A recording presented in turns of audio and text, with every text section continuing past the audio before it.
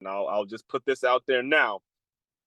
I am recording this about maybe about 2 days after Club Shay Shay, the famous podcast, the podcast that is, and I'm sure if you're a regular podcaster, regular podcast listener, if you're a person that regularly listens to podcasts, I'm sure you've heard of the podcast titled Club Shay Shay, hosted by Shannon Sharp, in which he did an interview. This is 2 days after he did the interview with Monique, and that interview hit about 7 million views on YouTube about a day after. This is just the day after, one day, right? This is 24 hours after it dropped on YouTube. The interview hit 7 million views. And then the huge one, Cat Williams interview, last I heard, it was close to 70 million views. And that Cat Williams, as of this record, that Cat Williams interview was done about 2 or 3 weeks ago, probably around a month ago at this point.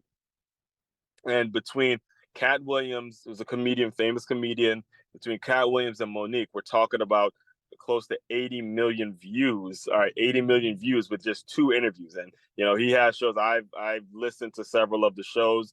I When it comes to like the full recordings, I listened to the Steve Harvey one. Listen, obviously, I believe he had D Wade on there as well. So I've listened to the show here and there, but obviously, I don't have time to listen to every single episode. All the episodes are 3 hours long. I have my own podcast to worry about. I have my own YouTube channel to be focusing on. I have my own articles that I write and all that. I'm a thought leader as well, former player as well. Not at Shannon Sharp's level, but at the end of the day, I don't have time to be watching every single one of his shows. But I do, when I do have some time, I catch the shows. And when it gets to the point where it has gone this viral, as a podcast host, as someone that's been hosting this podcast for 4 years now, I'm always curious as to what is getting people moving. How is it that his show has hit so many views?